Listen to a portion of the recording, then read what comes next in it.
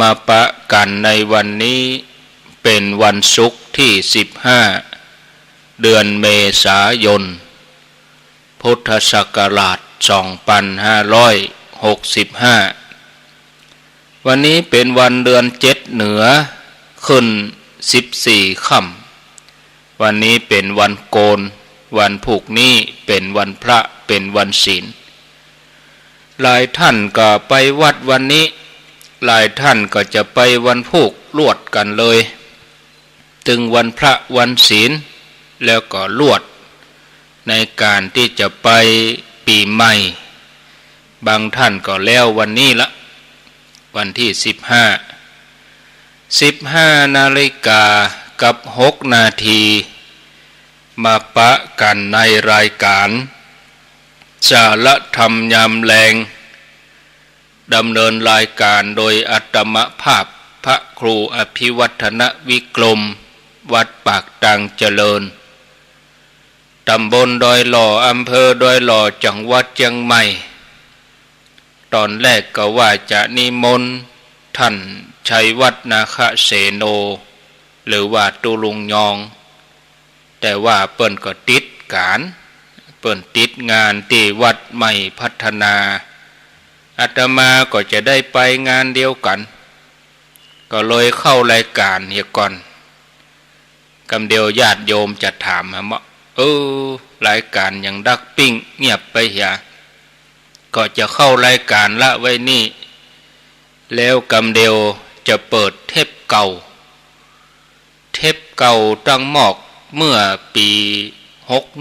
61ปี2561หรือว่าปี2561ซึ่งจัดรายการในตอนเจ้าญาติโยมจะเอามาเปิดให้ญาติโยมฟังคนพอย้อนไปอยู่ 4-5 ปีตัวเก่าอันยังพ่องก็ยังหมู่ฮู้เนาะปี61ล่ะจะเอาเทปเก่ามาเปิดให้ฟังไปค้นพอวันที่15บะหมีวันที่14มีวันที่14แล้วก็วันที่15เมษาปี61บะมี14เมษาปี61ก็จะได้เอามาเปิดให้ญาติโยมทั้งหลายได้ฟังเพื่อเป็นการประคับประคองเวลาประมาณ2 ชั่วโมงพอดีเนาะญาติโยมถ้าได้ยินบอกเบอร์โทรกับต้องโทรเนอะโทรอย่างใดก็ตึงบัดติดญาติโยมที่ฟังนี่ก็ต้องเข้าใจว่าเป็นเทปถ้าบอกให้โทรบ่ต้องโทรเนอะโทรอย่างใดก็ตึงบ่ฮับอาตมาอยู่ในงานเนาะญาติโยมบ่ต้องโทรเพราะว่ามันเป็นเทปแกเดจะเปิดเทปละไว้นี่อาตมาก็จะเตรียมตัวไปงานถ้าเราจะจัดรายการไปจนถึง5 โมงก็5 โมงก็ดีเตรียมตัวงานตั้งหน้าก็มีจะมาห่วงหน้าพะวงหลังอย่างใดก็บ่ดีเนาะก็ช่วงบ่ายนี่ก็ยังมีญาติโยมเปิ้นมาทำบุญเปิ้นมาทยอยทำบุญมาไงก็มีส่วนหนึ่งมาตอนก็มาส่วนหนึ่งแต่เฮาเมาหนังนั่งจะจัดรายการญาติโยมเปิ้นนั่งท่าตั้งนอกก็มันก็จะบ่มีสมาธิเนาะละวิทยุไว้เมินเมาญาติโยมที่เปิ้นมาทำบุญวิทยุก็ดักเมินมีกะแห่ถ้าเฮาเมาจัดรายการปิดกุฏิเมาจัดรายการก็ปีไหนเปิ้นอุตส่าห์มาเหียตัวมาก็บ่ปะสักกรรมก็จะมาน้อยใจเสียใจปิกไปทำเหมาะเนาะญาติโยมวันนี้ยกยอดเหี่ยววันเนาะจะเปิดเทปเก่าให้ฟังนะอาตมาก็ยังฮู้เด้อว่าตัวเก่าจัดรายการสาระเรื่องใดนะเดี๋ยวจะลองเปิดให้ฟังเนอะอันนี้เป็นเทปเก่าที่จัดเมื่อเจ้า ตีห้าวันที่14 เมษายนแล้วเนอะเราก็จะได้ฟังเสียงตัวเก่าด้วยเนาะญาติโยมเดี๋ยวจะลองตัดตอนไปกันตื่นห้องปลุกตื่นนี่หรอเอาละเนาะญาติโยมทั้งหลายเอาเต้าอี้ก่อนฟังรายการต่อไปเนอะนี่ก็จะมาพบปะศรัทธาญาติโยมทั้งหลายก็จะอยู่กันไปจนถึงเวลา7 โมงสำหรับวันนี้แล้วก็ญาติโยมที่ติดตามรับฟังกันในช่วงเวลาเมื่อวันช่วงนี้ก็คงจะพ้นวันที่16บ่ถึงจะปกติเพราะว่าแต่ละคนก็ติดภาระธุระอาจจะมีบางรายการที่บ่ได้มาจัดบ่ได้มาดำเนินการญาติโยมได้ยินได้ฟังนะก็จะมาอู้ถึงเรื่องของสาระธรรมะญาติโยมทั้งหลายชีวิตที่มีคุณค่าแล้วก็มีความหมายก็คือชีวิตที่ผ่านไปพร้อมกับการได้สร้างบุญสร้างกุศลโพธิสัตว์เจ้าทั้งหลายกลัวที่เปิ้นจะได้บรรลุจุดหมายสูงสุดของชีวิตเปิ้นก็ต้องสั่งสมบุญเลยมาบ่ได้หยุดพักบอกว่าจะเป็นการเฮือทานรักษาศีลเจริญภาวนาเมื่อได้เข้าถึงความเต็มเปี่ยมของชีวิตเปิ้นก็อาศัยบุพเพกตะบุญญาตามีบุญจัดก่อนบุพเพนิวาสานุสติญาณคำว่าบุพเพนิวาสานุสติญาณก็คือญาณที่ย้อนกลับไปพ่ออดีตในการสร้างบารมีที่ผ่านมาก็หันแต่ว่าภาพประวัติศาสตร์ชีวิตที่งดงามที่นำมาซึ่งความปราบปลื้มปิติชีวิตของญาติโยมหมู่เฮาทั้งหลายก็เหมือนเดียวกันจะต้องดำเนินชีวิตตามแบบอย่างของโพธิสัตว์เจ้าชีวิตเฮาก็เลยเป็นชีวิตที่จะต้องประเสริฐสมบูรณ์เกิดมาเพื่อสร้างกุศลเพื่อเกิดแก่โลกธรรมดาว่าชีวิตของผู้ครองเรือนนั้นถ้าขาดความภาคเพียรพยายามในการทำงานธุรกิจต่างๆการครองเรือนก็เป็นไปได้โดยยากชีวิตการครองเรือนเป็นชีวิตที่ต้องต่อสู้ดิ้นรนกันเพื่อให้ได้มาซึ่งทรัพย์สินเงินทองบางครั้งก็มีการโกหกพกลมบางครั้งก็มีการเท็จกันบางอย่างถ้าจะบ่ฮื้อกล่าวเท็จเลยมันก็จะเสียหู้คนอื่นมันบัดตันคนอื่นญาติโยมทั้งหลายอันเป็นฆราวาสวิสัยเนี่ยการทำงานบางอย่างนะมันก็มีการได้จุได้หลอกกันเนี่ยบางทีก็มีการแข่งแย่งชิงดีชิงเด่นเอาเปรียบกันก็มีอย่างนี้เป็นต้นรังแกซึ่งกันและกันบางครั้งก็ต้องทำลายเพื่อจะได้มาซึ่งประโยชน์ตัวเองอันนี้ก็มีบางครั้งเฮาบ่ได้เบียดเบียนเขาแต่เขามาเบียดเบียนเฮามากันแกล้งเฮาการที่จะบ่เบียดเบียนกระทบกระทั่งกันนั่นมันเป็นเรื่องยากสำหรับชีวิตการครองเรือนของฆราวาสญาติโยมเพราะว่าการทำงานมันต้องชิงไหวชิงพริบไว้ใจกันนักล่ำก็บ่ได้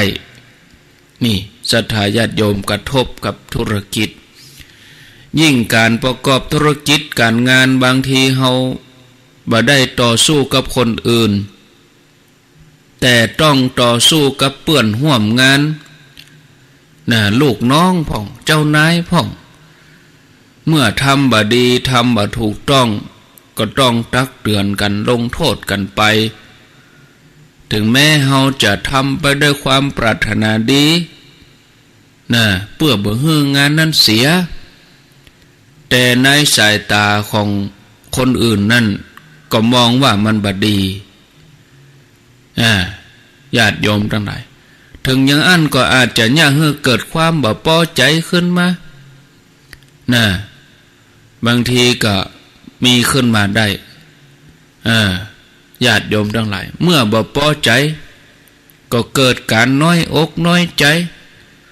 บางครั้งก็ต้องผูกพยาบาทอาฆาตจองเวรก็มี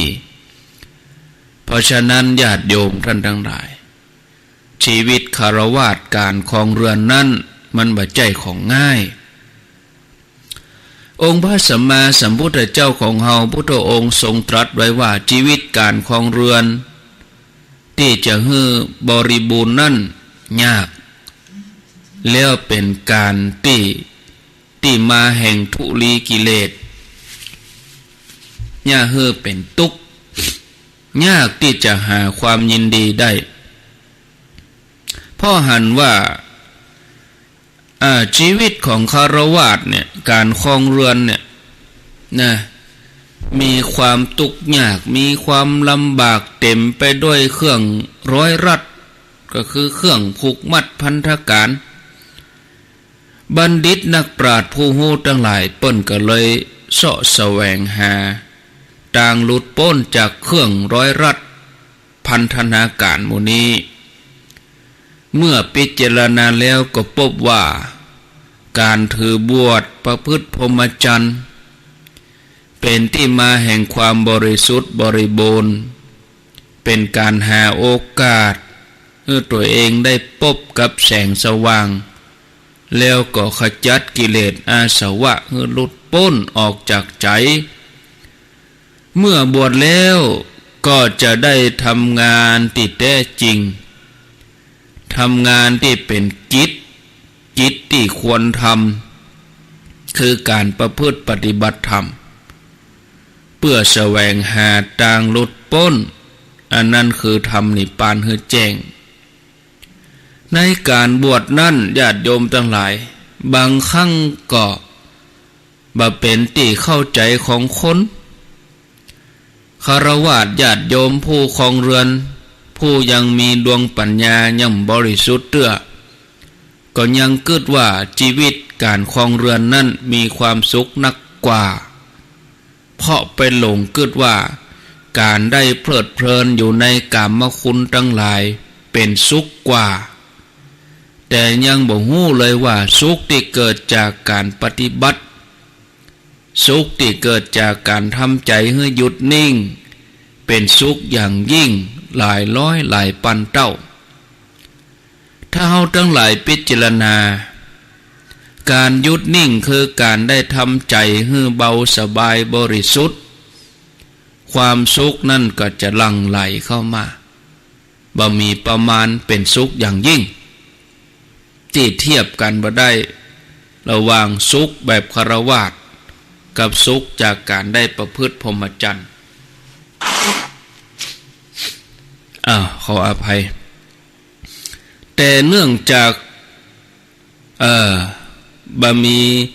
ประสบการณ์ในการประพฤติปฏิบัติ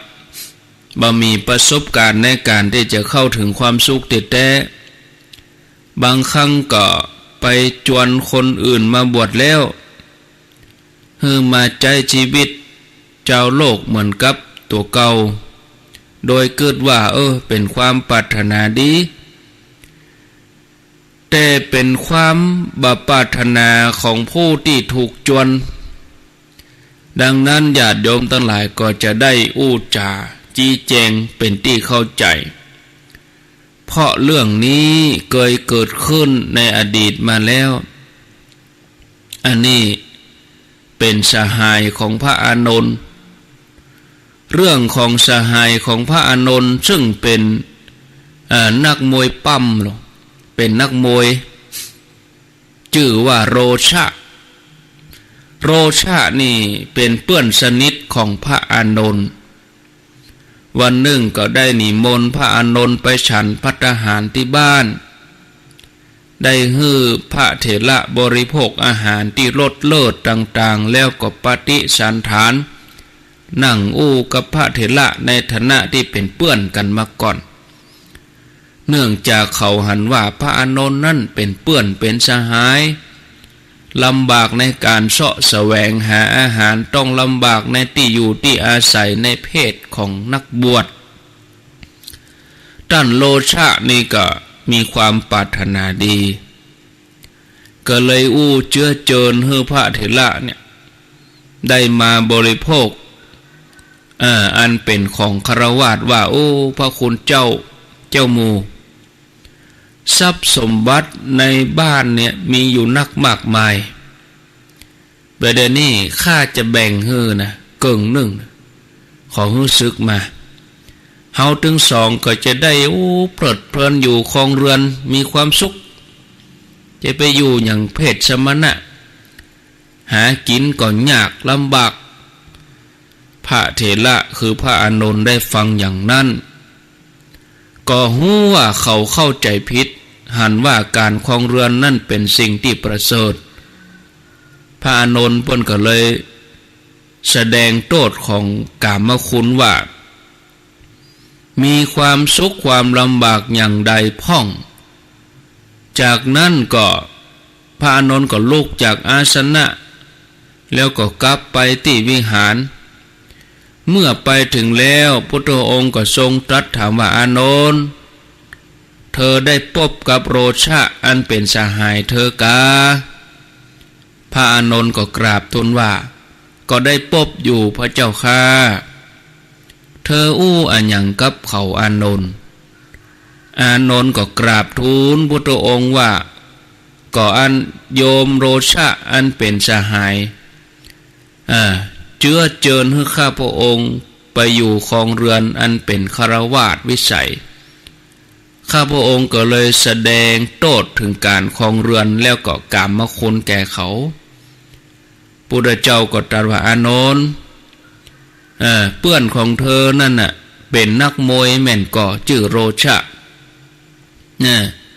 บ่ได้จักจวนนักบวชให้ครองเรือนในบัดนี้ต่ออันในการก่อนเขาก็ไล่ไปเอวจวนให้พระซึกกันมานักแล้วบอกว่าอยู่อย่างพระมันทุกข์มันยากอยู่อย่างข้านี่มันสบายพระอานนท์ก็ทูลอาราธนาขอพระศาสดานำเรื่องอดีตของท่านโรชะอันเป็นนักมวยเนี่ยให้ฟังคำพระองค์ก็ทรงตรัสว่าในอดีตการพระเจ้าพมทัตเสวยราชสมบัติอยู่ที่กรุงปารณสีโพธิสัตว์เจ้าของเฮานี่เกิดในตระกูลพราหมณ์เมื่อเจริญวัยใหญ่ออกมาก็บวชเป็นฤาษีอยู่ในป่าหิมพานต์เป็นเวลาที่เนิ่นนานพอสมควรต่อมาก็ได้เข้าไปที่กรุงปารณสีเพื่อจะไปเสาะกินของเก็มของส้มของเพชรพ่องเพราะว่าอยู่ในป่ากินแต่ผลหมากหลักไม้พระฤาษีโพธิสัตว์เจ้านี่ก็ไปพักที่สวนอุทยานของพญาเจ้าเมืองปารณสีตกมาเจ้าก็ได้เข้าไปในเมืองตอนนั้นเศรษฐีกรุงปารณสีก็เกิดความเลื่อมใสในทายาทของโพธิสัตว์เจ้าหันแล้วก็ศรัทธาญาติโยมเกิดศรัทธาก็เลยนิมนต์ให้ไปบ้านปวารณาว่าให้ไปอยู่ที่สวนของโยมพวกนี้เนาะโยมจะอุปถัมภ์อุปถากปรนนิบัติรับใจทีนี้ก็ท่านเศรษฐีกับโพธิสัตว์เจ้าฤาษีนี่ก็มีความฮักกลมเกี่ยวกันนี่วาสนาต้องกันอยู่มาวันหนึ่งเศรษฐีก็เกิดความคิดอย่างนี้ว่าประเด็นนี้เขาก็มาเป็นสหายเป็นเจ้าหมู่ด้วยความฮักความคุ้นเคยฤาษีโพธิสัตว์เศรษฐีก็เกิดว่าชื่อว่าการบวชนั้นเป็นทุกข์เฮายังเป็นปริภาชกชื่อว่าวัชนะคะผู้เป็นสหายของเฮาเนี่ยเฮาก็จะไปบอกให้เขาลาออกจากการบวชการเป็นพระฤาษี แล้วก็จะแบ่งสมบัตินั้นให้แก่ปริพาชกครึ่งหนึ่งเฮาทั้งสองก็จักอยู่ด้วยกันเนี่ยนะวันหนึ่งเศรษฐีได้ถวายภัตตาหารในเวลาที่ฉันเสร็จแล้วก็ปฏิสันทาน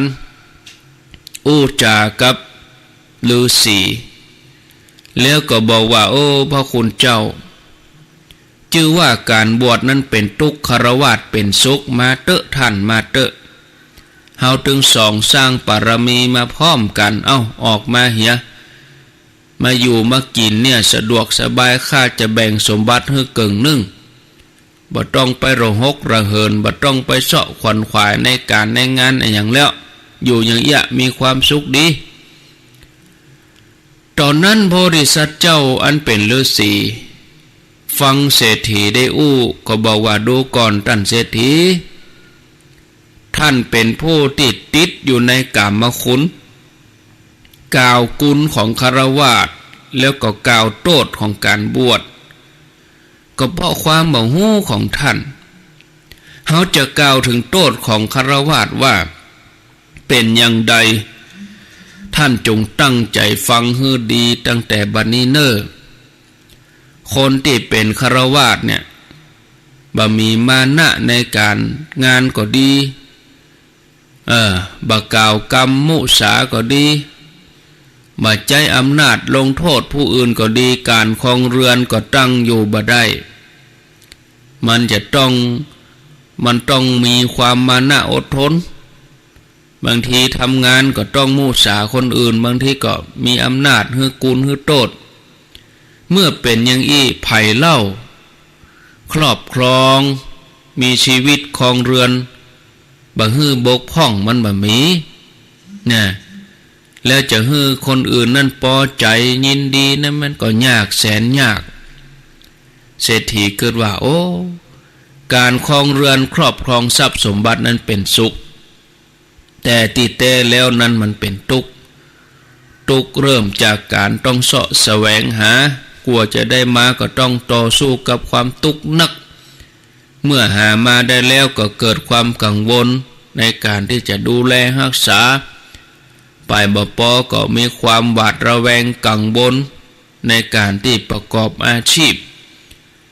ให้สมบัตินั้นเพิ่มพูนนักขึ้น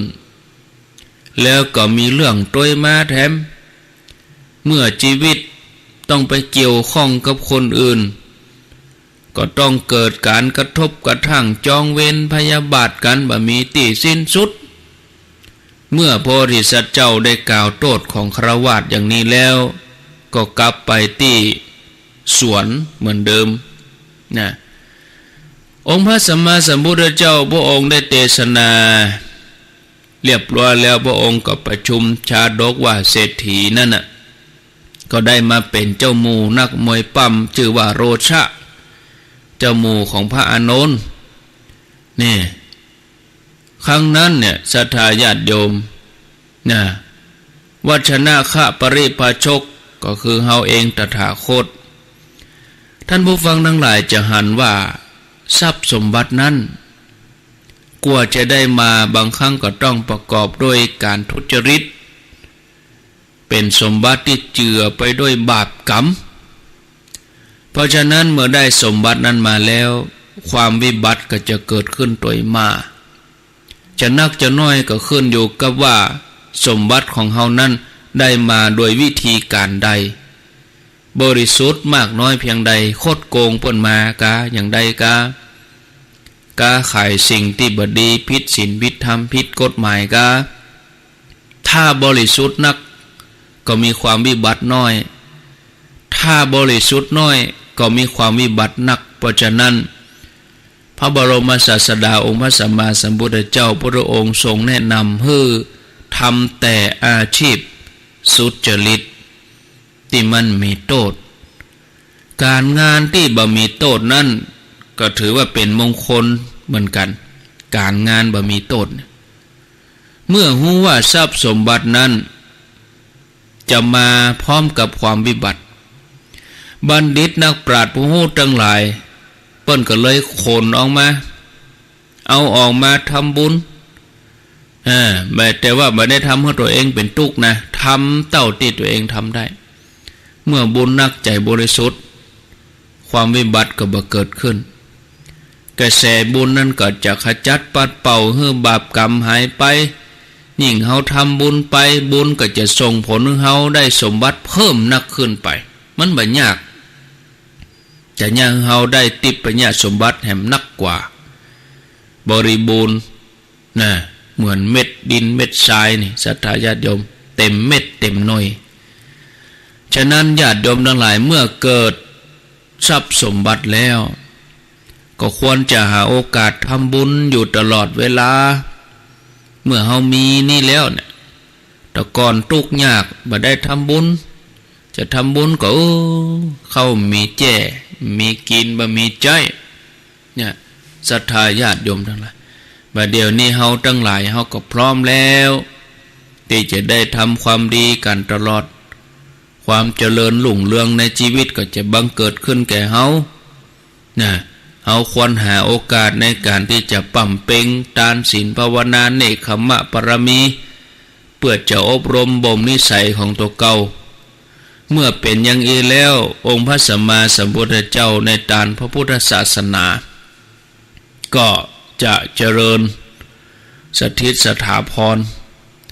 ความสุขสันติสุขที่แท้ก็จะบังเกิดขึ้นในใจของเฮาบังเกิดแก่สังคมแก่โลก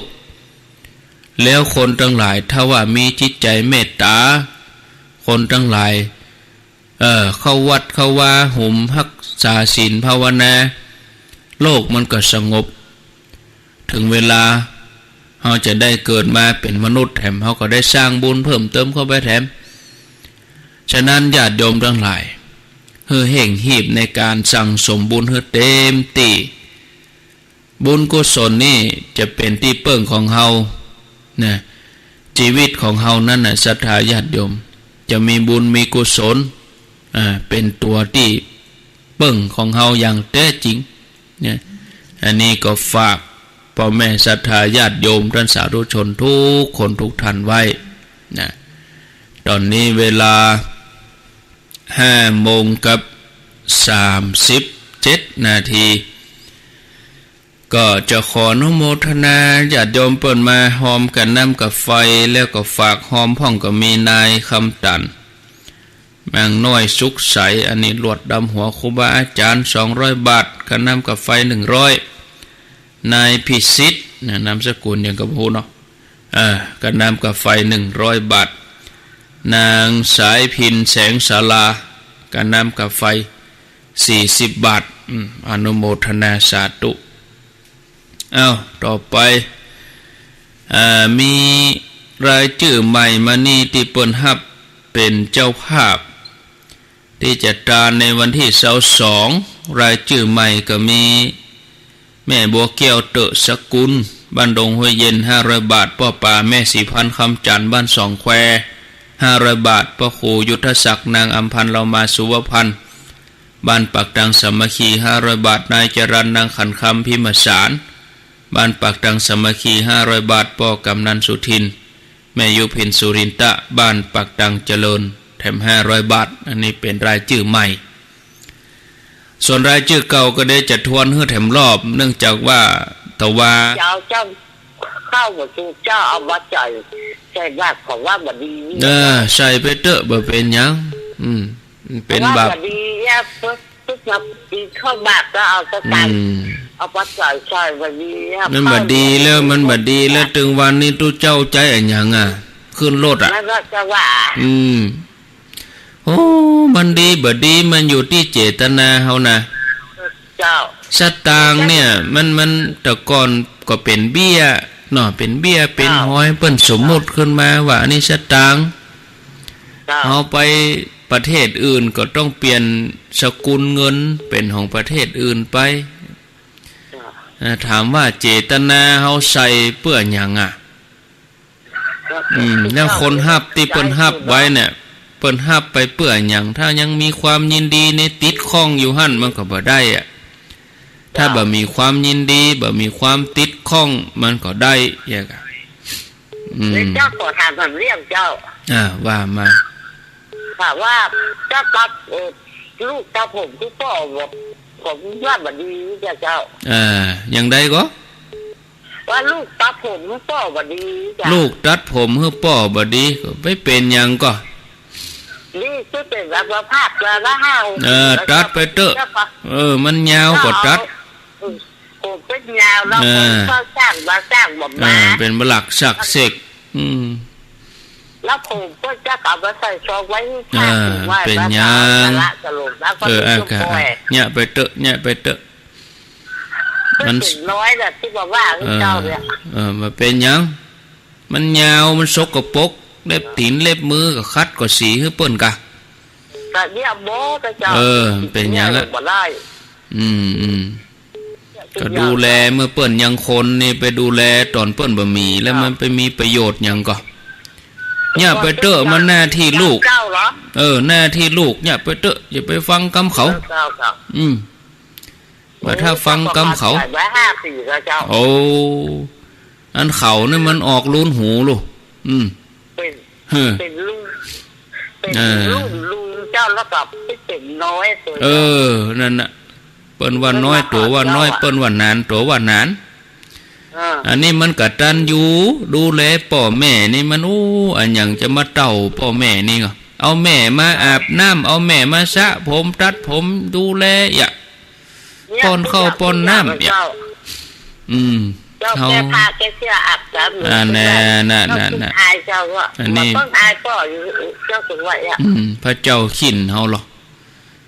เปิ้นเนี่ยเฮาตอนเฮาเป็นละอ่อนเหลือนี่ก่อนเนี่ยไปต้นนึเจ้าถ้าดีถึงแบบเรียกก็น้องเจ้าก็โตก็ลูกเขาก็ติดเจ้าอย่างก็น้องเจ้าก็โตก็ลูกเขาติดหรือว่าลูกจริงๆนะเจ้าอันนั้นก็เรื่องของเขาเนาะเขาก็เนี่ยเรื่องของเขาไปมันด่าพ่อด่าแม่ด่าอันนั้นจังมันบอกว่าเขาเขาตั้งใจเนี่ยของเขาเหี้ยก็ปอนึโมทนาเอาเนี่ยกับเปิ่นดีมันก็ดีกับเขาความกตัญญูกตเวทีดูไปฟังคำเขาอย่างถ้ากลัวเขาว่าเนี่ยได้ก็คือช่างตัดผมมาตัดเหี้ยก็แล้วฮะน่ะขี้ค้านขำใจเอาต่างรถไปล้านบุญใครเชียงสตางค์ก็ไปหรอไม่เป็นอย่างเขาว่าขี้ค้านมันมีเงื่อนไขต่างไปล้านกาพุทธเจริญปอนนมัสการเจ้าว่าจะได้ท่านประดาขอแจ้งยอดสั่งเห็นมั้ยมีกี่คนเจ้าประดาพร้อมกัลยาณมิตรตีเป็น100พุ่นร่วมกันเจ้าร่วมกันเจ้า4ถังเจ้าก็เพิ่มมากะเจ้าเพิ่มกันอันนี้ตาเกี่ยวกันกับอันตุ้นอันเก่าหน้าตาหักอันนี้รวมกันรวมมิตรเจ้ารวมมิตรประดาพร้อมกัลยาณมิตร4ถัง4 5 20เนาะเจ้า2ถังโมทนาเนอเจ้าสาธุเจ้าสาธุอันนี้เปิ้นพร้อมกันคน10คน20เนาะคน100คน50ก็ได้อีกก็ได้เหมือนกันเจริญปอนไว้สาเจ้าจากที่ไหนห้วยโทกนะเจ้าห้วยโทกฟังชัดดีกะเจ้าชัดดีเจ้าอาจารย์ขอทางสักน้อยนะเจ้าเจินเจ้าหันใจว่าได้เขาอู้กันอันวันนี้จิตตานี่ก็ดีอยู่นะเจ้าตานขันเข้ากะเจ้าตานเลยวันนี้แต่ว่าก็ตานได้เจ้าต้องก็ว่าวันนี้เป็นวันเน่าไม่เป็นยังก็บักกินมันก็เน่านะกะเจ้าโมทนาดีมีสุขพวกก็ตานวันเนี้ยตานวันเนี้ยก็ไม่เป็นเจริญปอนเจ้าไว้เจ้าจากที่ไหนจากเมืองลีเจ้าเมืองลีอยู่บ้านไหนอยู่บ้านแม่กาเจ้าฟังชัดดีกะเจ้าฟังชัดดีเจ้าขอถามโจนถ้าพ่อตายแล้วท่านลูกไปเมียงใหม่จะได้ห้อมพ่อได้ห้อมพ่อขึ้นเมียงใหม่ก่อนถ ถ้าพ่อตายแล้วลูกไปเฮียงใหม่เดี๋ยวห้องพ่อขึ้นเฮียงใหม่ก็เจ้าก็ได้นะกะไปเป็นอย่างแปลงบ้านใหม่กะเจ้าแต่มันลูกก็สบายไปทำเมียเขาว่ามาได้ห้องพ่อจะได้ขึ้นเฮียงใหม่ต่อยเปิ้นก็มาอนุโมทนากับเฮาตั้งแต่เฮาเริ่มแปลงแต่แรกแล้วกะเนาะตั้งแต่เริ่มลงเสาลงแปลง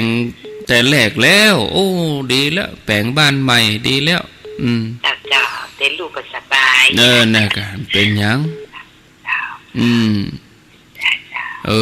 โมทนาก็เอาหูปเปิ้นไปไว้หั่นกะหูปเปิ้นไม่ไหนก็เอาไปไว้ในบ้านหั่นกะเดี๋ยวว่าอันเนี้ยปากกย้อเนี่ยบ่ใช่ถือกับองค์เมืองกี่มีก็มีรูปถ่ายเปิ้นก็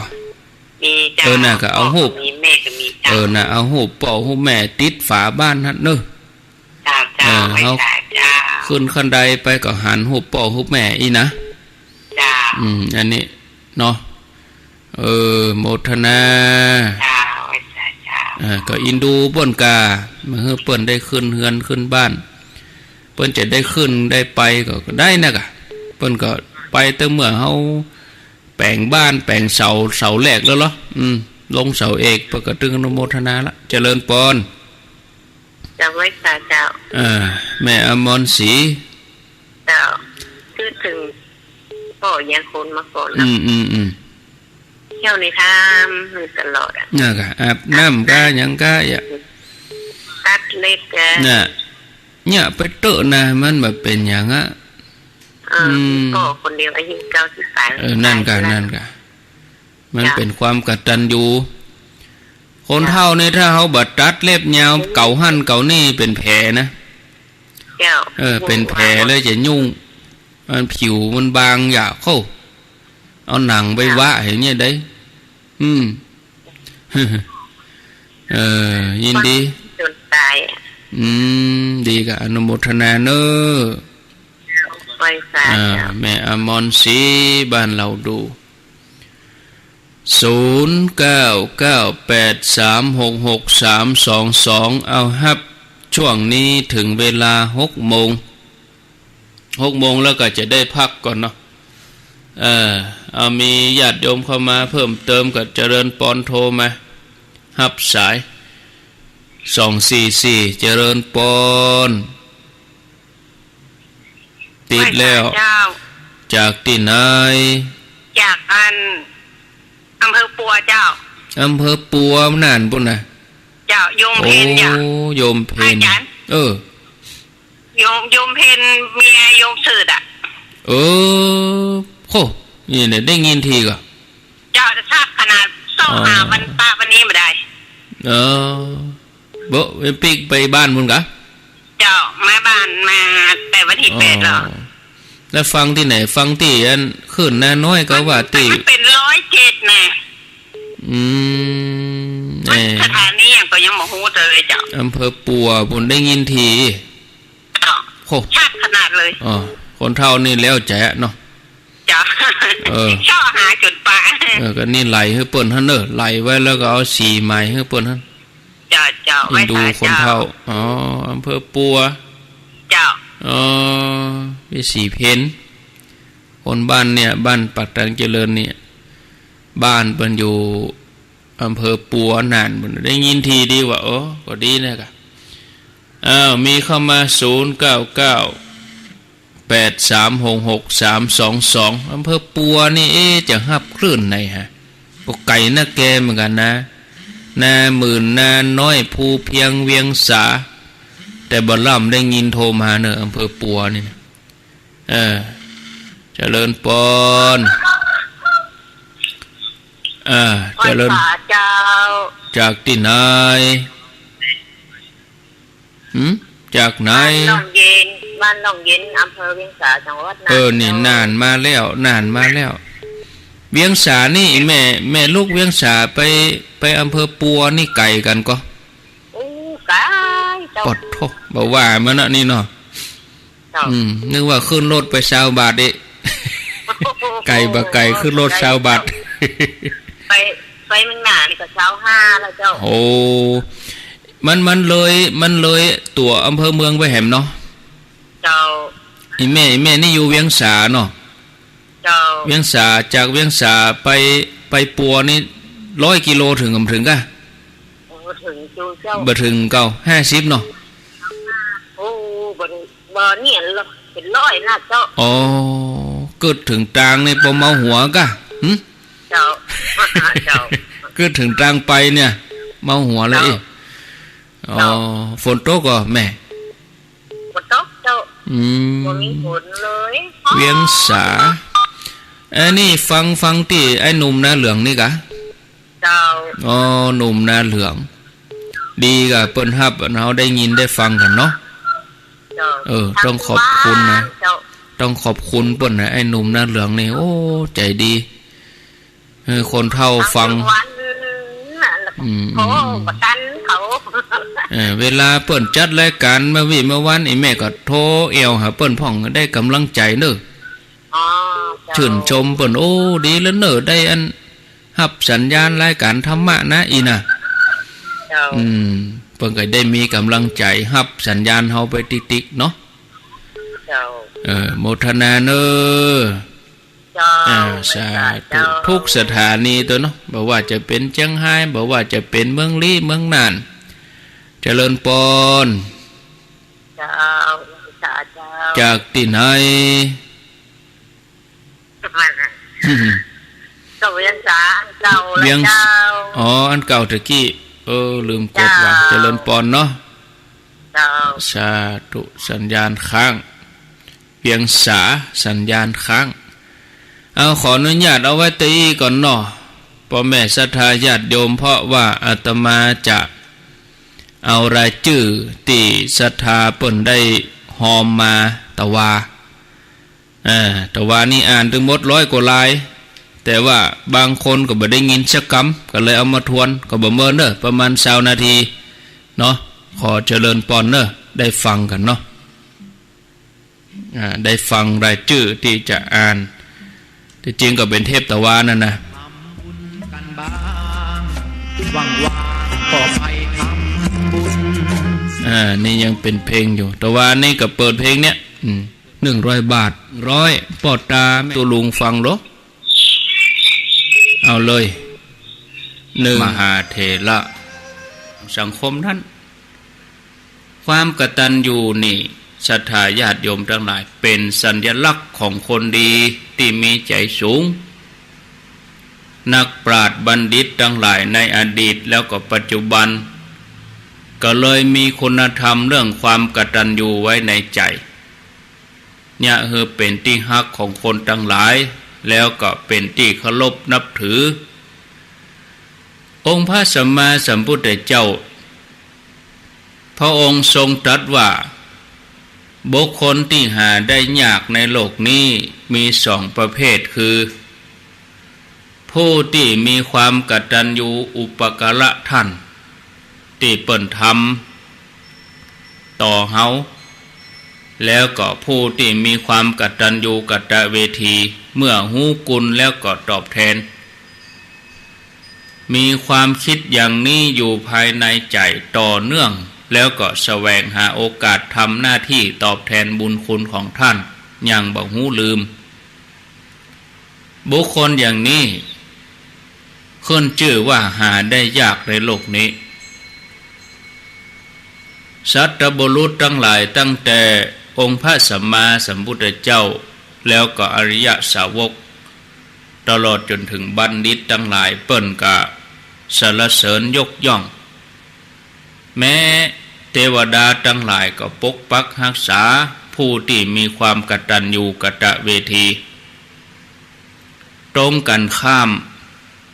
คนที่อกตัญญูนั้นย่อมบ่เป็นที่ฮักของไผเพราะจะนำแต่ความเสื่อมเสียมาสู่สังคมมาสู่ตนเองบ่มีไผต้องการคนอกตัญญูเดินทางไปที่ไหนแทนที่จะได้รับการต้อนรับกลับถูกพักใส่ไล่ส่งชื่อเสียง ความเป็นคนอกตัญญูของเขาช่วยอันยังเขาบ่ได้ท่านผู้ฟังญาติโยมท่านทั้งหลายดังนั้นเวลาเฮาอยู่ในสังคมเฮาจะเข้าหาไผเฮาก็จะต้องเลือกในกลุ่มในสังคมที่เป็นคนดีมีความกตัญญูกตเวทีบ่ใช่ว่าเข้าหมู่สักแต่ว่าเข้าสักแต่ว่าอยู่สักแต่ว่าคบไปอย่างนั้นมันจะบ่เป็นผลดีต่อตัวเฮาถ้าเฮาบ่ฮู้จักคบคนโอกาสที่เฮาจะพลาดพลั้งก็คือคนที่อกตัญญูนั่นจะนำความเสื่อมเสียมาสู่องค์พระสัมมาสัมพุทธเจ้าเป็นผู้ที่เปี่ยมด้วยพระมหากรุณาธิคุณน้ำพระทัยของพระองค์นั่นบริสุทธิ์หมดจดปราศจากมลทินคือบ่มีอาสวะกิเลสแม้จะมีผู้ที่อกตัญญูต่อพระองค์สักเท่าใดพระองค์ก็บ่ถือโทษกดเครื่องอันยังนะแล้วบุคคลนั้นก็จะแพ้ภัยตัวเองต้องเสวยผลกรรมที่กระทำต่อพระองค์อย่างแสนสาหัสครั้งหนึ่งที่พระพุทธเจ้าของเฮาพระองค์ประทับอยู่ที่เวฬุวันมหาวิหารพระองค์ก็ทรงปรารภถึงความอกตัญญูของพระเทวทัตท่านผู้ฟังก็คงจะรู้จักถ้าเอ่ยชื่อเทวทัตเนี่ยศรัทธาญาติโยมชื่อก็ถึงว่าเทวทัตชอบเทวทัตนี่บวชเข้ามาแล้วก็ทำอนันตริยกรรมทำสังฆาเพศทำโลหิตุปบาทเป็นครุกรรมฝ่ายอกุศลพ่อแม่ศรัทธาญาติโยมการที่พระเทวทัตต้องตกที่นั่งลำบากก็เพราะว่าบาหันกุลของพระพุทธเจ้าเป็นผู้ที่มีความอกตัญญูมักใหญ่ไฟสูงอยากจะปกครองสงฆ์ถึงกับไปทูลขอพระพุทธเจ้าว่าต้องการบริหารสงฆ์ด้วยตัวเองพระพุทธเจ้าพระองค์ก็ทรงรู้ว่าพระเทวทัตนี่บ่สามารถจะทำอย่างนั้นได้เพราะว่าจะทำให้เกิดความวุ่นวายในพระศาสนาพระองค์ก็เลยบ่อนุญาตยกตัวอย่างว่า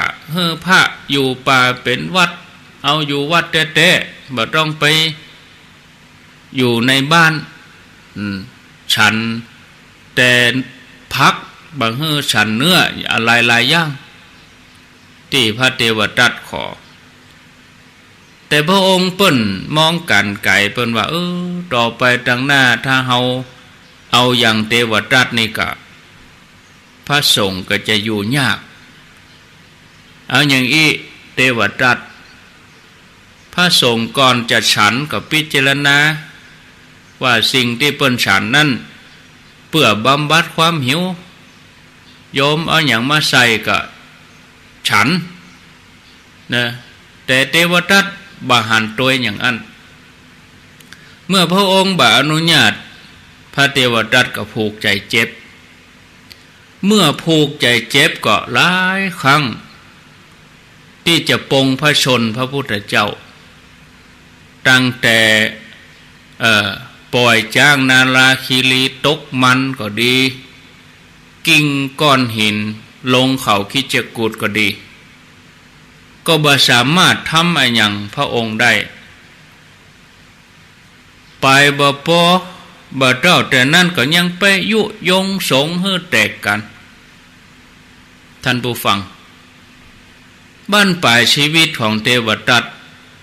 ที่เป็นคนอกตัญญูก็จะต้องถูกกรรมที่ตัวเองทำส่งผลก็คือว่าโดนธรณีสูบ ระหว่างที่เดินทางจะมาขอขมาพระพุทธเจ้าแต่ก็นับเป็นบุญที่ยังสำนึกผิดในวินาทีสุดท้ายได้ขอขมาพระพุทธเจ้าแล้วผลบุญเนี่ยก็ย่าเฮือเทวทัตได้เป็นพระเปเจกพุทธเจ้าในภพชาติสุดท้ายแต่ต้องไปใจกรรมก่อนต้องไปลงอเวจีมหานรกเสียก่อนศรัทธาญาติโยมเมื่อได้ยกเรื่องพระเทวทัตพระพุทธเจ้าก็เลยตรัสกับพระสงฆ์ทั้งหลายว่าดูก่อนภิกษุทั้งหลายบ่ใจมีกาพบนี้จาดนี้ต่ออันเนอะตีเทวทัตนี่เป็นผู้อกตัญญูแม้ในอดีตชาติเทวทัตก็เป็นคนอกตัญญูเหมือนกันแล้วพระองค์ก็ทรงเอานำเรื่องอดีตการมาเล่าให้ภิกษุทั้งหลายได้ฟังดังต่อไปนี้ในอดีตการโพธิสัตว์เจ้าของเขาเกิดเป็นนกหัวขวานอยู่ในป่าหิมพานต์ตอนนั้นมีราชสีห์ตัวหนึ่งกินจิ้นกวางตีล่ามาได้กินไปเกี้ยวยังได้บ่โหถ้าจะสวาบลื่นลงไปกับกระดูกติดคอจนบวมเป่งเลยบ่สามารถที่จะกินอย่างต่อไปแถมได้ทุกข์ทรมานมันอักเสบนะความทุกข์ทรมานก็เกิดขึ้นกับราชสีห์บ่ฮู้จะแย่จะใดนอนเจ็บปวดอยู่หั่นทุรนทุรายนกหัวขวานโพธิสัตว์เจ้าก็เปิ้นก็บินหาอาหารมาเต็มหมู่บริเวณนั้นหันใส่ราชสีห์นอนทุรนทุรายกิ้งเกือกไปมาห้องค้างก็เลยถามว่าโอ้เป็นจะได้ถึงนอนทุรนทุรายเป็นทุกข์เพราะเหตุอันใดหาราชสีห์ก็เลยเล่าเหตุการณ์ทั้งหมดให้นกหัวขวานโพธิสัตว์เจ้าฟังด้วยความที่เป็นโพธิสัตว์ที่มีจิตเมตตาก็เลยบอกว่าดูก่อนเขาจะสามารถช่วยท่านได้เขาจะเอากระดูกออกจากปากท่านแต่เขาบักกล้าที่จะเข้าไปในปากท่านเพราะเกรงว่าท่านเนี่ยจะกินเขาท่านฮือคำมันสัญญาได้ก็ว่าจะบักกินเขาเมื่อราชสีห์ได้ฟังอย่างอันก็ฮือคำมั่นสัญญาว่าท่านบ่ต้องกลัวเนอะนะถ้าช่วยเฮาเนี่ยนะเฮาจะบ่แย่หยังนะช่วยเฮาเตอะนะถ้าบ่ช่วยเฮานี่หันทีว่าชีวิตของเฮานี่จะต้องจบเป็นแน่แท้ช่วยกำเตออีหรอแล้วก็ขอสัญญาว่าจะบ่ทำลายโดยเด็ดขาดเมื่อราชสีห์ฟังอย่างอันศรัทธาญาติโยมนกหัวขวานก็ฮือคำมั่นสัญญาราชสีห์ก็ฮือคำมั่นสัญญานกหัวขวานโพธิสัตว์เจ้าก็ตอบรับว่าถ้าอย่างอันก็ดีแล้วนอนแต่แข็งทีนี้ก็กึดใจได้ว่าไผ่จะไปฮู้ว่าอันอย่างจะเกิดขึ้นกันไว้ดีกว่าแก้แย่แล้วจะดีกว่าก็เลยโพธิสัตว์เจ้าเปิ้นก็มีสติพิจารณา ใจปัญญาพิจารณาว่าเอากันไว้ดีกว่าก็เลยก็เอาจะงอยปากเนี่ยเคาะกระดูกเข้าไปกระดูกนั่นก็เคลื่อนไปก็ตกลงไป